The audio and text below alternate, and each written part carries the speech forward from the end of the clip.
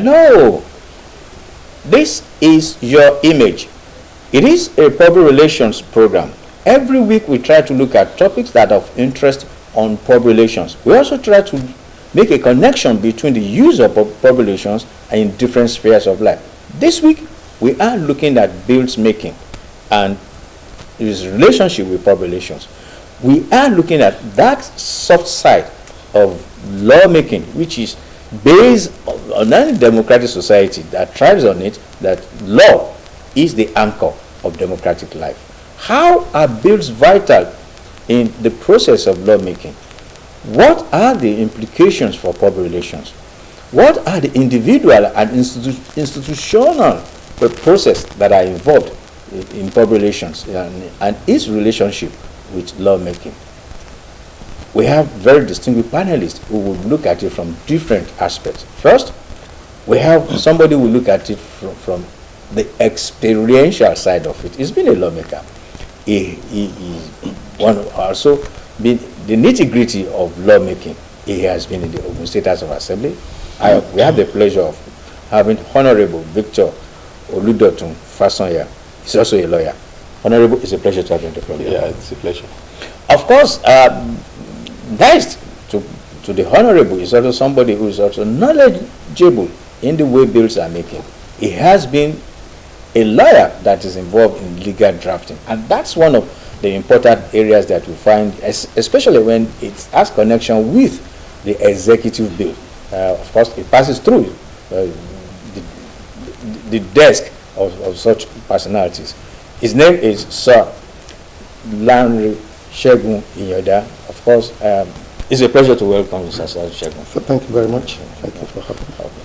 And of course, on the part of public relations, we have somebody who is also a fellow of Nigerian Institute of Public Relations and former chairman of Ogun State Nigerian Institute of Public Relations, Mr. Akin Odero. Akin, it's a pleasure to welcome you. Thank you very much. I'm glad to be here. Well, gentlemen, what we are really looking at is that area which is not really often discussed, which is bills. We didn't say lawmaking, we say bills. And of course, bills are the onions, they are the key, they are the vital parts on which the law eventually derives its strength from. But the starting point is for us to really understand it, and perhaps for the people to also know whether we are talking the same thing. To those members of the House, when you use the phrase bill, what does it connote, Honorable? Well, let me come to a pedestrian that everybody will understand. Okay. A bill is like a proposal, a proposed law, okay, stated in legal terms, okay, and pushed to the House of Assembly for its consideration and passage. Now, that is, you say, in simple, non-technical terms. But when lawyers speak and then relate to bills, are we really saying the same thing as he has said, Larry? Yes. As the Honorable said, you know, it's like you want to build a house. Okay. There has to be a survey, and there has to be a building plan. You know, the construction now has to go, you know, step by step. So a bill, as I said, is like the rudiment of what will become law. So the foundation. So this is what we want to do. This is the law. This is what will eventually become a law. So the bill is like a sketch of what you want to be, because what you want to come out, you know, finally. But then a bill will not be a bill at the end of the exercise. Okay, the beginning of it is that it is a bill. Yes. But the outcome of it is a law. Yes. Which means that it is something done. So which means that there is a process it has to go through. And that process, does it, when you talk about public relations, is there any involvement? Of course, I know there's legislative public relations advocacy, but do we really, as public relations people, do we have any interest, or we have any way or manner in which we get involved in bills? Yes, Gigi. Our main interest is to ensure that we look at the fundamentals, and that comes in the area of research. And what does a public relations man needs to do to help the legislator or the people that will be engaged in that process is to begin to first of all, find out who and who will be involved in this process. What data, what materials, what institutions or which institutions, and so many other essential materials that will be needed to ensure that there's a smooth process, to ensure that people who are experts, structures that are necessary to ensure proper processing, which at the end of the day will meet the expectation of the people, the legislature, and government. Okay, let's pick it from there. And I'm sure, Honorable, within your period of service in the House, you must have been involved in bills making. What usually is the starting point when we're talking about bills? Well, like we mentioned here earlier on, we have two types of bills. Okay. There's a private bill and there's an executive bill. Okay. An executive bill, it says that the bill comes directly from the executive with a letter accompanying it, signed by the governor, addressed to the Speaker of the House of Assembly. So once that one is received and the letter is read on the floor of the House of Assembly, the process begins. Ditto for private bill. A private bill, any of the lawmakers can draft a bill and submit it to the House of Assembly through the Speaker, and it goes through the bills, Directorate of Bills, that tries to put it in a form that it will be acceptable on the floor of the House, and it is listed on the against the member's name, or on the other paper of the House? On the other paper of the House, yes. So the sponsor's name is stated there clearly as the sponsor. Then other co-sponsors as selected by the sponsor himself. Beautiful. You mentioned one technical aspect, which is that even when the idea occurs, the stage is for somebody to now put it in technical way, let me put it in such a way that it becomes acceptable. And I'm sure that's where Larry can really be of help. When we talk about legal drafting, or are there things that are technically or something, or some quite big parameters, or some indicators that are necessary for us to observe when it comes to bills drafting? Yes, he said there are two types of bill: executive, private bill. On the part of the executive, just as things operate in Nigeria, executive is the one who sends in most bills. most bills. And at one stage, because it has to, when a bill is conceived, let's say a bill on maybe water reform, just to, there will be on the part of the legislative drafter, government will ask what is the reason, or the reasons, what are the reasons for this bill. So that's what we call EXCO memorandum. Okay. That one will accompany the bill generally. So the EXCO. On the part of whatever ministry of water resources, let's just use as an example, they will come to us with what are the purposes, what are the reasons for this water bill.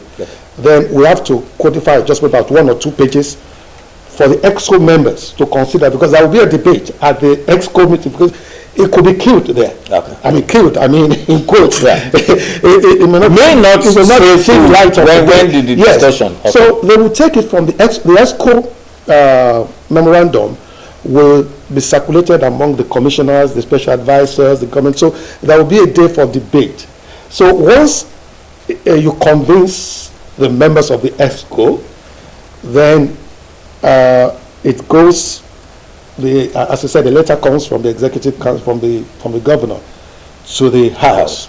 So from there, that's another step entirely. But even what I'm trying to bring out is that when that process has been completed, the process of debate, in the House, at the EXCO level, so Now, in drafting the bill, are there certain specific things that must be done when you are drafting Yes, a bill? you have to look at the Constitution. Okay.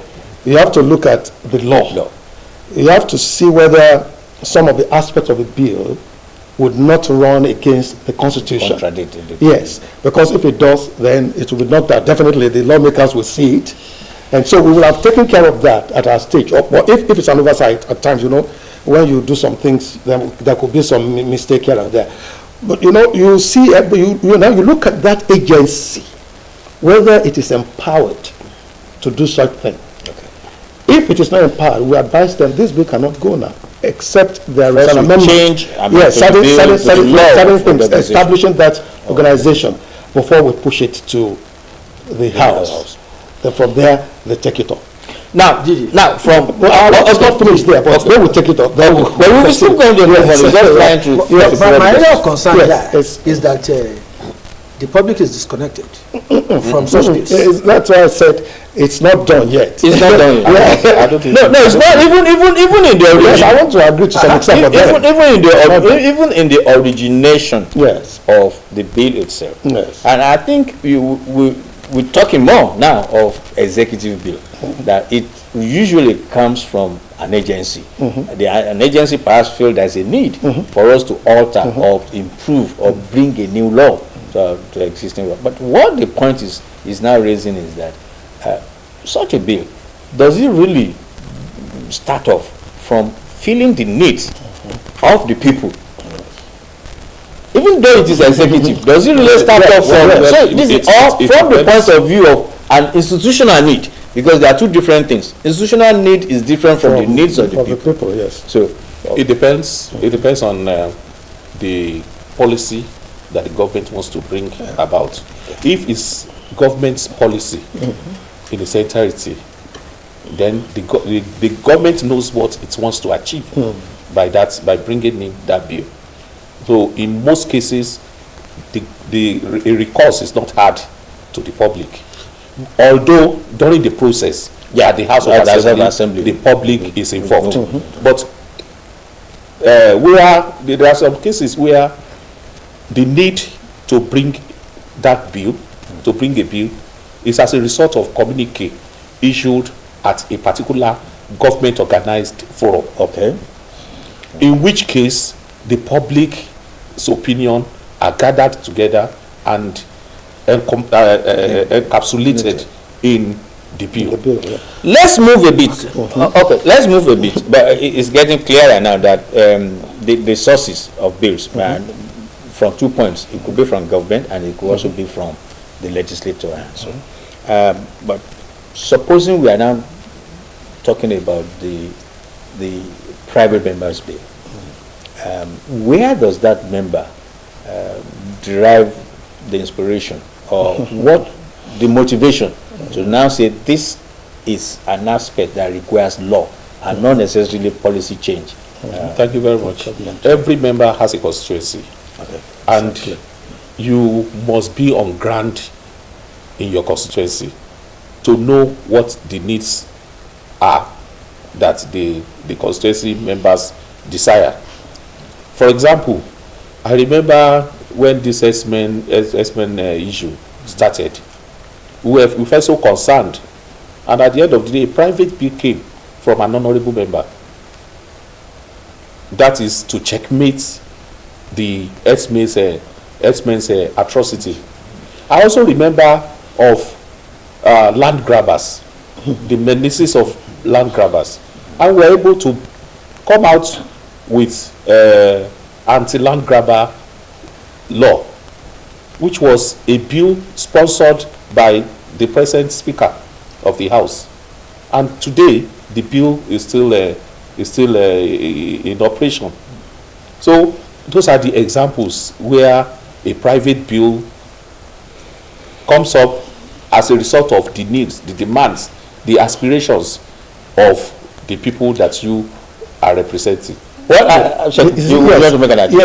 I have seen in the process, with due respect, in the process of lawmaking in Nigeria, is that, my experience in interacting with other legislative drafters from other clients, is that we don't make use of, coming to the meat of today's discussion, we don't make use of public relations. The government in this place will neglect certain things, because you see that even some laws, people react against it. Yes, that you will have sensitized people long enough. Of course, there is always public hearing, but I think, in my opinion, that is not enough. Sorry, gentlemen, it's a democracy. The public relations aspect has to be put on a pedestal on the front burner in this place. We don't do that most of the time, because I know that in the US they have public relations officers, outfits that do the work for them, that go out, the outfits go out, among the people. They push even ever before it comes to the house. I think, gentlemen, the populace will have been sensitized. Permit me to just make this quick. I think we will get to the how to reduce the disconnect, and then make it more participatory, or make it more functional, or more goal oriented. Yes. But the point we are now is for us to even get a clearer understanding. Okay. And that clear understanding that we do have two types of bills, the executive, and then we know that the process through which each emerges is different from each other. Now, I think the Honorable has just mentioned that in case of the private member bills, it can also derive its strength from what is happening in a legislative constituency. Yes. Now the question is this, which is important, that how do you, for instance, we have about 26 members in Ogun State House of Assembly, which perhaps saying that there are 26 constituencies within the state. How is one issue that is peculiar to an area, how does it really become an issue that you want law to be made? Or is the question very clear? With that really understand. So how does it that you look at it? How does it now say, look, this is something for the law? Well, the legislature in Ogun State, the legislative arm in Ogun State is for the entire people of Ogun State. Yes. So when Ogun State House of Assembly makes law, it's for the entire state. I understand. Now, it's just a matter of what is happening in my constituency. Yes. If it is happening in my constituency, and I believe that it is something that is going to benefit of general concern, general concern, general need and things like that, I can bring up a private bill. Okay. Not necessarily for my own constituency alone, but for the entire people of Ogun State. The issue of the S-man that I talked about, the people. That's a general problem. It's for instance, another member brought it up because he felt the need to do so because his constituency was greatly involved. Now where the Honorable permit me to the same thing with anti-grabbers. Again, I understand your point of view, yes. but the point at which I'm just trying to draw up is how do we begin to say that there is a general need for this kind of law?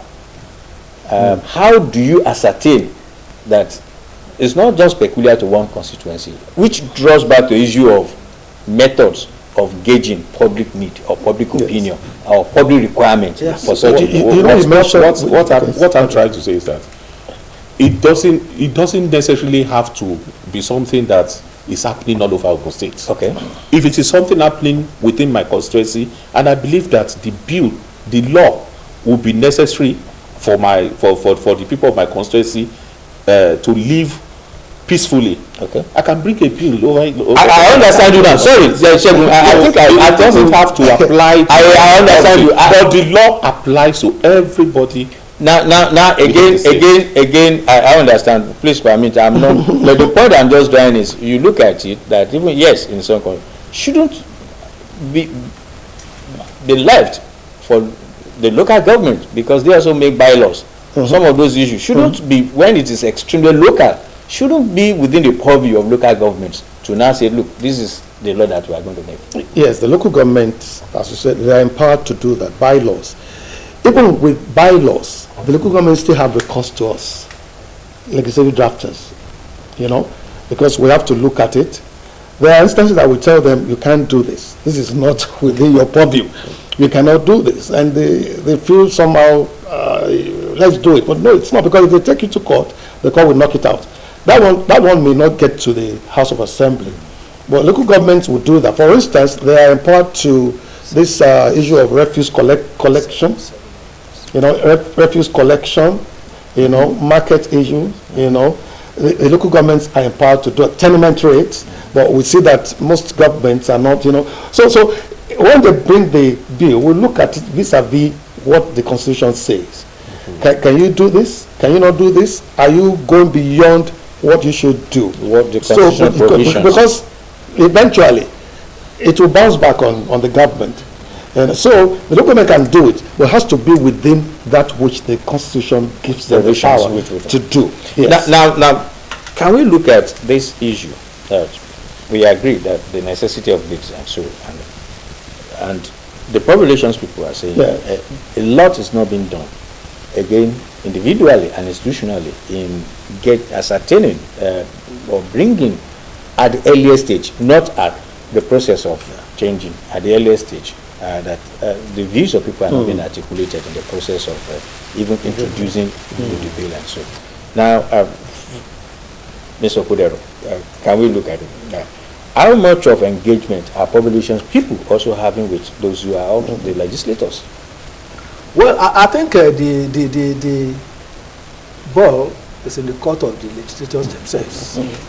Why do I say so? I can see the honorable smiling. Because when a honorable member is elected, the primary expectation is that he needs to have an office. And that is the connecting point with the people in his constituency. And what should happen within that legislator's office? There must be people who will be there to work for the legislature in terms of gathering information, in terms of receiving groups, pressure, professionals, and the like. That is where the input can begin to come up with. And then, further to that, the legislator is also expected that continuously or periodically is supposed to segment his constituency, maybe into wards and whatever, and begin to meet the people to find out what is peculiar and what is general. It is from that area that a people-oriented bills can come up, and then the legislature is also expected to, within the legislature, to also find experts, as I said, to find experts who will be working directly or working in support of the bill. Okay. I'm sure there's a lot that the honorable will want to input that you want to, but unfortunately we can only just take your maybe just soundbite. I don't want this to lose trend because you've listened to it. Just a little bit of soundbite, not more than 1 or 2 minutes. Most of what he said are things that most legislators are engaged in. I, for example, first term, second term, I had my constituency offices. And you are engaging, and then you are bringing it. But the only problem is when you open a constituency office and you go there and you only meet mammoth crowd. They are fighting. Most of them are not coming to give you one hint or the other, one complaint or the other, whatever. But what you can give. But that's a reflection that you also need a law that will provide social security for them. And you receive a lot of invitation cards, this and there, and things like that. So working, the utopia, the normal. That what is very idealistic. The normative way for you to. They call it elsewhere. They call it a clinic. Okay. They call it legislative clinic. That is, if you have an issue with the government, this is the clinic. Come there, we'll resolve it for you. The doctor is here. Who is the legislator? But what do we have? Do we see people who come with? I think the gentlemen, we simply can't rest this issue this week. We will continue the conversation next week. We get to the point that some of the concerns that the Honorable has raised, there are genuine concerns, overwhelming needs from the people, to the extent that it tends to detract from the work that they were elected to do. Again, we will really pick the conversation from where we are. So, gentlemen, Honorable, thank you for coming this week. Sir Larry, thank you for Thank you very much. Mr. Okudero. So next week we will pick from where we stop. We'll be looking at how to improve the content and then the speed, as well as the outcome of bills in our different legislative houses. Thank you for watching, and see you next week.